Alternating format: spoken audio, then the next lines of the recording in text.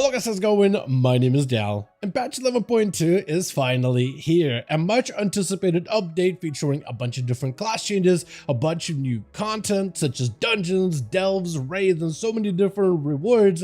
However, we can't really enjoy any of these rewards just yet, not at least during the very first week of this patch release, because while the patch is here, the seasonal endgame content isn't quite here just yet. And this, however, is not atypical. Whenever a new patch is released, especially one with a brand new zone, they always give players plenty of time to do the main storyline and the quest line, plenty of opportunity to explore the zone, slay a few rares, find a few treasures, do a little bit of phase diving, explore the Razor Cloak, but also catch up a little bit of gear. And while our gearing opportunities are more limited during the first week, a lot of players have found out that there's actually plenty of an opportunity in order to get a bunch of items of 690 plus item level on week 1, which is definitely not going to be the highest item level of the entire season, but being able to achieve that right now does mean that your character is technically more geared than the competition for when the Mythic Plus dungeons and the raid content finally arrives. So if you're looking to get your character set up with as much of a competitive advantage as you can when it comes to gear, for today's video, I did want to go over all of the different ways that you can get some really easy item level gains during the first week of the patch 11.2. As always, if you guys want to see more guides for this update of 11.2 and Season 3 content that I'll be doing over the next few days, be sure to follow the channel and subscribe. But otherwise, let's dive right in. So one of the first methods of gearing for patch 11.2 is open world content. However, after testing open world, there's a lot of ways to go about it, from rares, world quests, events, invasions within Koresh, and usually, however, majority of the open world activities will let you summon like adventure gear at most, so nothing crazy. However, a lot of the rares can be really good for carved crests, as they're filled with them, and carved crests are one of the better crests that you can obtain right now, probably the highest crest that's available during week 1, which will help at least get some of those champion track pieces a few item levels upgraded. The special assignments, as well as some of the zone events within each and every single zone of the War Within, I think are worth doing. The first few boxes will reward you veteran track gear, but eventually we'll start awarding you adventure gear instead. But they will get you some restored coffer keys for delves, which you won't be able to use this first week, but in the following week you'll be useful, since bountiful delves will be made available then. Outside of that, those boxes net you carved grass, valor stones, and gold, which are still useful currencies, especially heading into a new season. Weekly quests within Doranugal as well is basically the same story. The rewards from these boxes are pretty good, especially with the spark that you can get when it comes to crafting gear for the next week. And you're able to double up on some of these different rewards. However, like I said, these boxes, whether you get them from open world content or weekly quests, do have diminishing returns. The first few boxes are going to give you the most amount of rewards, and every box afterwards is going to give you lesser rewards to follow. However, it's at least a good starter for a character that's freshly geared. Another activity, however, I wanted to check out, and I heard some good things about it, is Nightfall, which as a scenario, it kind of, something was used last patch, but it's not really something that maintains too much relevancy outside of this very first week. However, the rewards have also been adjusted. Previously, you were able to get champion track gear from either of the vendors, either like the holy looking armor vendor with some of the more, Arathi of the Flame gear, but also the void corrupted Arathi gear. All of these items used to be champion track from last season, and right now they're only adventurer. So they are much worse than they used to be, and can be good if you're missing a couple of cosmetic transmogs, for instance, like if you're missing the full ivory blade for the Arathi, which looks fantastic. That could be something you can add to your collections. But the actual gear itself isn't amazing. But the actual event does give you some veteran track opportunities and some actual veteran track gear from the event instead. Those you will be able to get by actually participating in the event and filling out the bar that's available at the top. By fighting against the Sureki, completing any of the objectives, when you fill out the bar completely, you'll get a green box, a blue one, and a purple one with various rewards. And the purple box can get you veteran track items, such as potentially weapons that you can use right now until the next week. But also completing the actual quest that comes with the invasion in Nightfall with the bag also offers you yet another item of veteran track gear.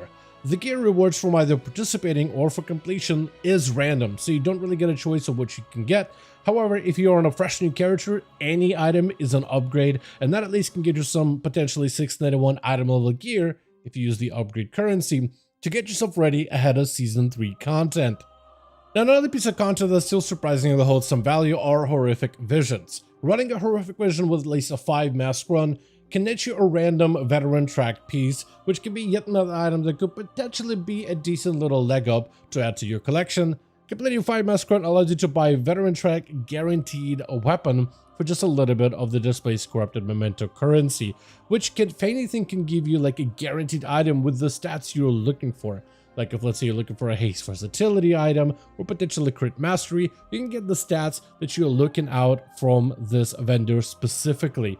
Though you can only equip one of those void touch items from the vendor, so for dual classes you are going to be missing potentially a worse item in your offhand slot. Outside of this, Koresh will give you yet another opportunity for even more gear with the world boss, and the new world boss hits quite hard. He is a bit challenging. It does take a little bit more patience and time to take this one down compared to previous world bosses. However, just like previous world bosses, this one is very lucrative, awarding you, at least for the first time that you kill him, a guaranteed champion track piece of gear that is warbound, so that is something you can share amongst your ults. Because it is a warbound item, however, you don't always get a piece of gear that your character, like your main for example, can use immediately. Like my rogue was able to get a plate belt for my paladin or my death knight potentially, but even with the disc belts, it's a little bit harder to find a use out of this belt specifically. So the gear you will get out of this is random, but the world boss is still worth doing, either for the actual gear, which is going to be the biggest rewards. However, the currencies you can get from the world boss are also decent enough if you are willing to go for another round. Like I said, the world boss is a little bit more challenging, so you will actually have to pay attention to some of the different mechanics, utilize your defensives, and even use the phase diving feature in order to chase after the boss when it phases out of sight. Outside of this, we also have limitation in what we could do when it comes to endgame content. Delves will be one of those things that you can't really do anything with right now in terms of gearing out a character. However, it is something that you still should do, especially this week in particular. Mostly because you are looking to fill out your Great Vault this week. And delves, while they don't really give you a lot of good gear, because you can get bountiful delves, you can slot them with a bunch of tier 8 delves to fill out your vault for the entire week. Which means once Tuesday or Wednesday rolls around, once the reset rolls around, you could potentially have up to 3 additional bonus items that you could pick up from your Great Vault from the Delve category, which could be things like the new tier sets that are available in the season, potentially some decent starter weapons, or even Delve trinkets, which are generally some of the stronger trinkets in the game, especially early on. So Delves, while they won't really give you immediate gear, they are at least an investment for the next reset, and that is something you should at least try to get a couple of slots for every single one of your ults. Outside of this, when it comes to group content, Mythic Zeros right now is literally the best way for you to be able to get some gear early on before Season 3 is finally here. These are going to be the best items that you can obtain since they are available at Champion Track. They also give you a couple of the currencies necessary to upgrade these items, so they can be a nice little boost for every single one of your characters, from weapons to trinkets, as well as a variety of other competitive items. Right now you have access to 6 dungeons for you to complete: Arakara, Dawnbreaker, Priory, Floodgate, Ecodome, and Halls of Atonement. Tesavesh, the Veiled Market, will be made available later, though at a different difficulty. It will be made at Mythic 0. It will be available at like hard mode, which was the original one of the difficulties available for this mega dungeon back during Shadowlands, and they wanted to recreate that same mega dungeon experience by giving you this massive dungeon with 8 bosses, but also making those bosses extra difficult early on. Basically, think of like running a +10 dungeon without any affixes or timer, but all the bosses in the ads just hit a lot harder, but the rewards are a lot better in return. But for now, you still have access to 6 dungeons that you will want to complete on a Mythic 0 difficulty. However, you could complete 2 extra dungeons in order to help out fill out your Great Vault slots, even if you don't get any gear from it. For every single M0 dungeon that you do complete does head towards giving you potentially better rewards from the Great Vault. Now, another way that you can gear out a character fairly quickly after you've done your rounds for the weekly bonuses is converting weathered crests into enchanted crests instead, which allows you to make some crafted baseline gear, up to a maximum item level of 675, but if anything, these are really easy to put together, and even some of the materials required in order to craft these really do not take a lot either. It will set you back 30 weather crests per single one of the enchanted crests that you're able to trade in. However, for most players, especially if you did your Mythic Zero dungeons, a lot of those weather crests will not really see a lot of value since you can't really invest them into a higher item level champion track gear. So a lot of those weather crests will just sit in people's inventories or in the currency tab, kind of just wasting away. What you can do with it, however, is convert it into the enchanted crest and then craft some very bare bones basic pieces of armor and potentially weapons in order to fill out some of your slots that are still lacking, for better word. And this will be some of the very bare bones gear, like a Dredger's developed helm, which you will actually want to enchant with the weathered ethereal crest, taking an item level that's usually like 545 up to 675, which can also give you an opportunity to craft those items with any embellishments if that's what you're looking for, or potentially any specific secondary stats if that's what you're looking for. And the materials, like I said, really are not that expensive, and a lot of them are fairly easy to afford. This at least allows you to spend those weather crests and get some value out of them without them kind of just wasting away in your currency tab all on their own, which can be good for especially some straight up brand new alls that you got up and running and decided that you're going to pick them up over for the season. And even though you're probably going to be replacing these crafted items pretty early on once Season 3 finally launches, at the very least they help fill out a couple of those problematic spots within your armor set in order to help boost your overall item level just a little bit higher.